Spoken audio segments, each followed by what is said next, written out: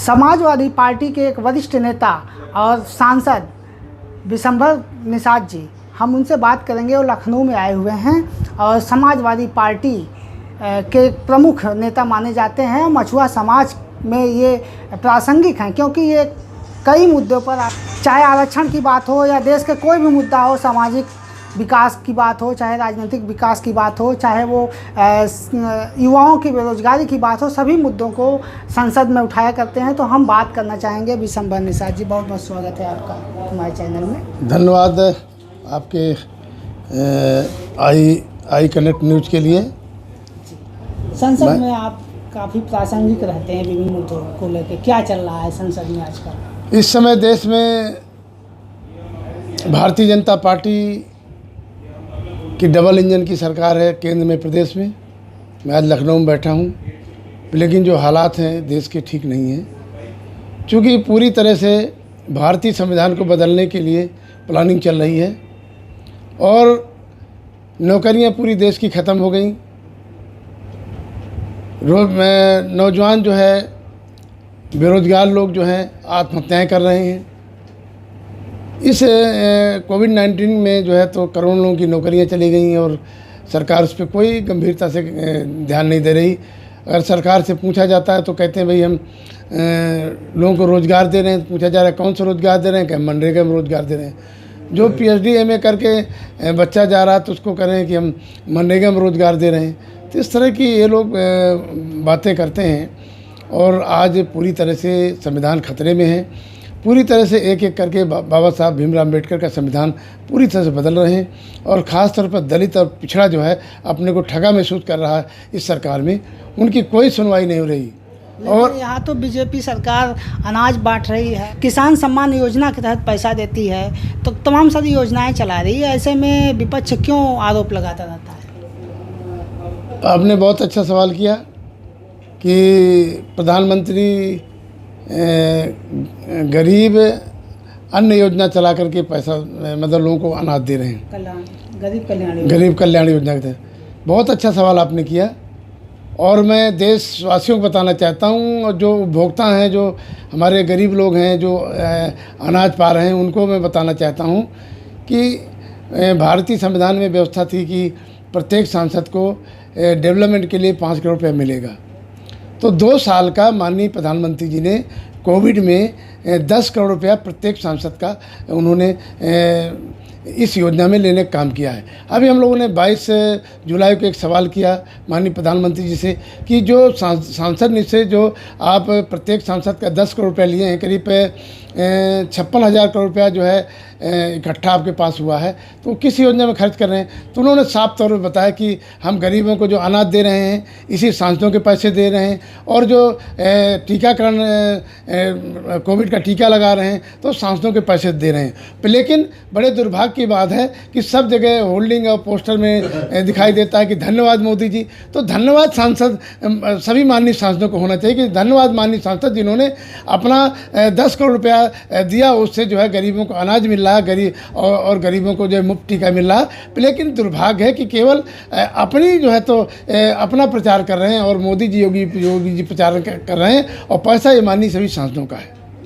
तो यहाँ यूपी की जो कानून व्यवस्था है उस पर लेके बड़े सवाल उठ रहे थे कि सपा में ऐसा कुछ नहीं था और इस खुले अपराधी घूम रहे थे और भाजपा में जो है अब अपराधी जेल के अंदर। मुझे तो लगता है कि सबसे ज़्यादा उत्पीड़न जो है दलितों का, बेटियों का उत्पीड़न और बेटियों के साथ बलात्कार, छेड़खानी योगी सरकार में हुई है।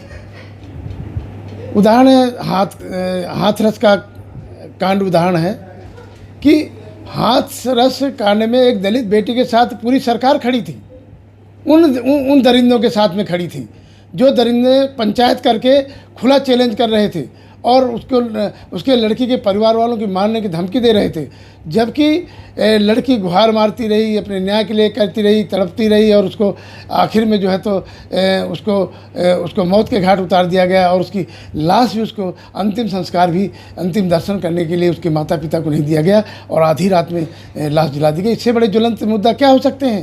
पूरे देश में, प्रदेश में न तो बेटियां बच रही हैं और न तो दलित और पिछड़ा वर्ग जो है आज आरक्षण ख़त्म कर रहे हैं। आज जो है किसी सेक्टर में चले जाइए, कहीं कोई आरक्षण नहीं मिल रहा। बाबा साहब अम्बेडकर ने संविधान में व्यवस्था की थी कि शेड्यूल कास्ट को, शेड्यूल ट्राइब को और अति पिछड़े वर्ग को आरक्षण मिलेगा, और आज़ादी कितने साल बीतने के बाद भी 10% से ज़्यादा कोटा कहीं नहीं है। हम लोग जो है 27% आप लोगों को मिलता है, फिर भी उसमें क्या कमियां हैं? 27% कोटा में ये भारतीय जनता पार्टी क्या दलील दे रही है? हम लोग केंद्रीय विश्वविद्यालय में पूछना चाहते हैं देश की मोदी सरकार से, देश के भारतीय जनता पार्टी के नेताओं से, कि आप बताओ कितने प्रोफेसर और असिस्टेंट प्रोफेसर और कुलपति दलित समाज के हैं और पिछड़े वर्ग के हैं। हमको आंकड़ा बताइए कितने परसेंट हैं। क्या 23.5% जो है दलित, 23% दलित कुलपति या प्रोफेसर, असिस्टेंट प्रोफेसर हैं, या पिछड़े वर्ग के जो है कुलपति या असिस्टेंट प्रोफेसर या प्रोफेसर जो है 27% हैं? मुश्किल से 4% हैं। क्यों नहीं आप आरक्षण पूरा करते हो? आप कहते हो कि नहीं हम बैकवर्ड सपोर्ट में हैं, बैकवर्ड का काम कर रहे हैं। पूरी तरह से भारतीय जनता पार्टी दलित विरोधी है, बैकवर्ड विरोधी है। ये तो बाबा साहब के संविधान ख़त्म करके नई पार्लियामेंट बनाना चाहती है और नया संविधान लागू करना चाहती है। इसलिए मैं देश के सभी दलितों को, बहुजन समाज के लोगों को सावधान करना चाहता हूँ कि जब तक देश में भारतीय जनता पार्टी रहेगी आप सुरक्षित नहीं रहेंगे। इसलिए भाजपा हटाओ देश बचाओ का नारा लगाइए, और जो आने वाले 2022 में उत्तर प्रदेश में माननीय अखिलेश यादव जी के साथ जुट करके सब लोग माननीय अखिलेश यादव को मुख्यमंत्री बनाइए। शायद यही वजह है कि पार्टी में आपके मछुआ समाज से भी लोग ज्वाइनिंग कर रहे हैं, और आप चूँकि आरक्षण की बात भी संसद में करते रहे हैं, और इसी मुद्दे के साथ समाजवादी पार्टी उभर के सामने आ सकती है क्या विधानसभा चुनाव में? कल मैं बधाई दूंगा जो फिल्म अभिनेत्री बहन काजल निषाद जो है दल बल के साथ जो है समाजवादी पार्टी का दामन थामा है। माननीय अखिलेश यादव जी समाजवादी पार्टी की नीतियों को मानते हुए, और तूफानी निषाद जो कांग्रेस पार्टी में महासचिव रहे हैं। इसके अलावा जो नंदिनी अखाड़ा के महामंडलेश्वर सत्यात्मानंद जी महाराज हैं, जो संत हैं वृंदावन के, मूल फतेहपुर निवासी हैं, जो हमारे निषाद समाज से ताल्लुक़ रखते हैं, वो भी संतों के साथ जो है समाजवादी पार्टी ज्वाइन की। इसलिए ज्वाइन किए हैं कि इस समय न तो संत बच रहा है, न तो दलित बच रहा है, न तो गरीब बच रहा है, न तो व्यापारी, छोटा फुटकर व्यापारी, बड़े बड़े उद्योगपतियों को केवल बढ़ाने के लिए सारा काम हो रहा है। इसलिए सभी लोग जो है मिल करके समाजवादी पार्टी में आ रहे हैं, और तमाम हमारे पूर्व सांसद सैनी ज्वाइन किए, और भी तमाम लोग फतेहपुर के हमारे तमाम लोग, जिला पंचायत सदस्य किरण निषाद से लगा करके, जगदीश निषाद से लगा करके, हमारी तेज नैना निषाद से लगा के तमाम लोग ज्वाइन किए। तो आज सब लोग अखिलेश यादव जी की आंखों तरफ देख रहे हैं और यही सोच रहे हैं कि अखिलेश यादव जी की सरकार बने। अखिलेश यादव जी की सरकार में सबको लगे कि हमारी सरकार है। और आरक्षण तो मिला हुआ है ऑलरेडी, संविधान के राजपत्र में उल्लेख भी है उसका कि मझवार के उपजातियों सहित सबको मिला के आरक्षण दिया जाए। लेकिन अब मझवार नाम से अनुसूचित जाति का दिया जाता है विभिन्न राज्यों में, लेकिन उनकी जो उपजातियाँ हैं मल्लाह के वोट भी उनको नहीं मिलता है। तो ये क्या कारण है? अब तक 2 बार सपा ने शायद भेजा था, प्रस्ताव खारिज हो गया केंद्र में। अब कहाँ है इस मामले को लेकर? क्या ठंडे बस्ते में है अभी भी? जो आरक्षण का मुद्दा है ये बहुत बड़ा सवाल है। पूरे देश में विसंगतियां हैं।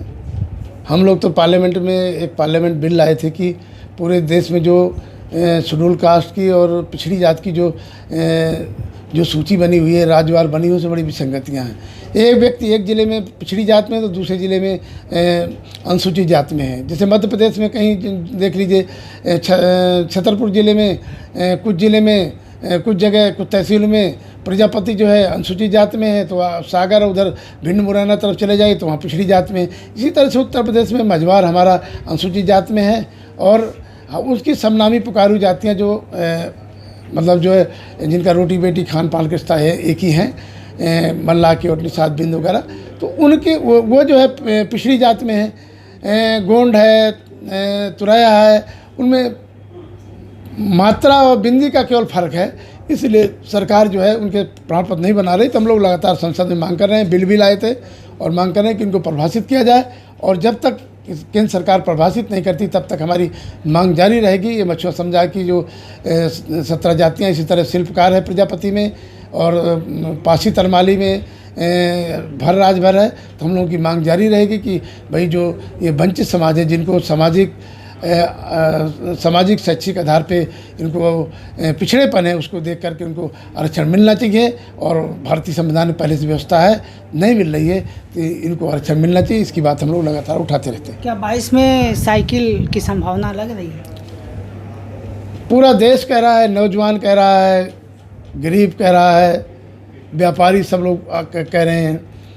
चूँकि माननीय अखिलेश यादव जी ने कह दिया है कि समाजवादी पार्टी की सरकार बनते ही हम नौजवानों को तुरंत रोज़गार देने का काम करेंगे। जो शिक्षा मित्र हैं उनको स्थायी जो है टीचर बनाने का काम करेंगे। जो गरीब हमारी माताएं जो पेंशन के लिए भटकती थी उनको तुरंत पेंशन देने का काम करेंगे और आवास देने का काम करेंगे। तमाम योजनाएं और फ्री बिजली जो है 300 यूनिट तक देने का काम करेंगे। तमाम ऐसी बातें हमारे भावी मुख्यमंत्री माननीय अखिलेश यादव जी ने घोषणा की है। तो पूरा प्रदेश उनकी तरफ देख रहा है और हम पूरी तरह से विश्वास कर रहे हैं कि समाजवादी पार्टी की सरकार आ रही है और भाजपा जा रही है। धन्यवाद आपका। तो ये बिशंबर निषाद जी ने बड़े जोर शोर से कहा कि जो है 2022 में सपा की ही सरकार बनेगी और समाज उनके साथ में है। और जो भी मुद्दा हो, चाहे आरक्षण का मुद्दा हो, चाहे सामाजिक आर्थिक राजनीतिक विकास का मुद्दा हो, सभी मुद्दे पर समाजवादी पार्टी ही खड़ी रहेगी और भाजपा को हटाओ और देश बचाओ, ये नारा दिया है।